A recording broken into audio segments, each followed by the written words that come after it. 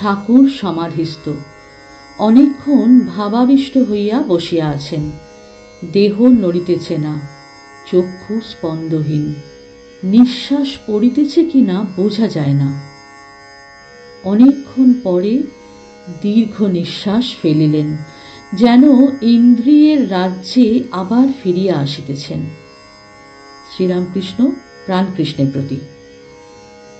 তিনি শুধু নিরাকার নন, তিনি আবার সাকার। তার রূপ দর্শন করা যায়। ভাব ভক্তির দ্বারা তার সেই অতুলনীয় রূপ দর্শন করা যায়। মা নানা রূপে দর্শন দেন। কাল মাকে দেখলাম, গেরুয়া জামা পরা, মুড়ি সেলাই নাই, আমার সঙ্গে কথা করছেন।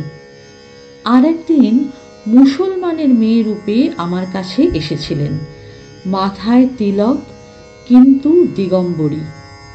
৬-৭ বছরের মেয়ে আমার সঙ্গে সঙ্গে বেড়াতে লাগলো ও ফচকেমি করতে লাগলো। হৃদের বাড়িতে যখন ছিলাম গৌরাঙ্গ দর্শন হয়েছিল, কালা পেরে কাপড় পরা। হলধারী বলতো তিনি ভাব অভাবের অতীত। আমি মাকে গিয়ে বললাম, মা, হলধারী এ কথা বলছে, তাহলে রূপ টুপ কি সব মিথ্যা? মা রতির মার বেশে আমার কাছে এসে বললে, তুই ভাবেই থাক। আমিও হলধারীকে তাই বললাম। এক একবার ও কথা ভুলে যাই বলে কষ্ট হয়। ভাবে না থেকে দাঁত ভেঙে গেল। তাই দৈববাণী বা প্রত্যক্ষ না হলে ভাবেই থাকবো, ভক্তি নিয়ে থাকবো। কি বলো? প্রাণকৃষ্ণ, আজ্ঞে। শ্রীরামকৃষ্ণ, আর তোমাকেই বা কেন জিজ্ঞাসা করি? এর ভিতরে কে একটা আছে, সেই আমাকে নিয়ে এই রূপ করছে। মাঝে মাঝে দেব ভাব প্রায় হতো। আমি পুজো না করলে শান্ত হতুম না। আমি যন্ত্র, তিনি যন্ত্রী।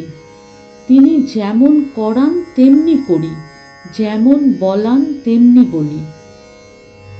প্রসাদ বলে ভবসাগরে বসে আছি ভাসিয়ে ভেলা, জোয়ার এলে উজিয়ে যাব, ভাটিয়ে যাব ভাটার বেলা।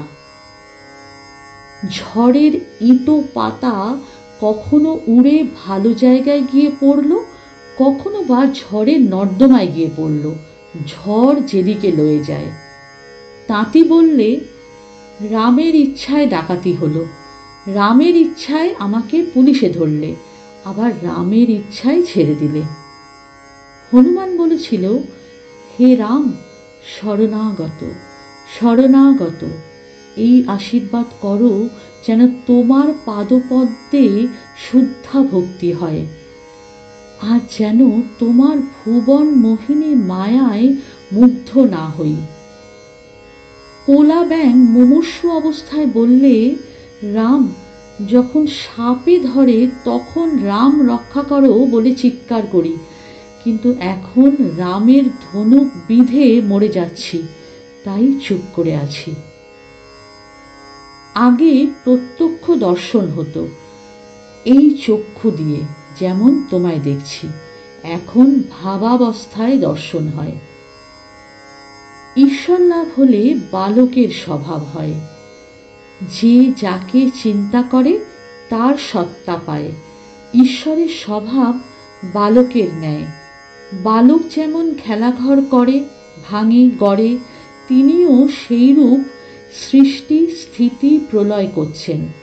বালক যেমন কোনো গুণের বশ নয়, তিনিও তেমনি সত্য, রজ, তম 3 গুণের অতীত। তাই পরমহংসেরা 10-5 জন বালক সঙ্গে রাখে স্বভাব আরোপের জন্য। আগরপাড়া হইতে একটি 20-22 বছরের ছোকরা আসিয়াছেন। ছেলেটি যখন আসেন, ঠাকুরকে ইশারা করিয়া নির্জনে লইয়া যান ও চুপি চুপি মনের কথা কন।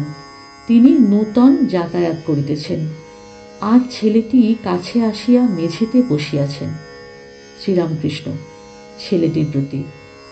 আরোপ করলে ভাব বদলে যায়। প্রকৃতি ভাব আরোপ করলে ক্রমে কামাদি রিপু নষ্ট হয়ে যায়। ঠিক মেয়েদের মতন ব্যবহার হয়ে দাঁড়ায়।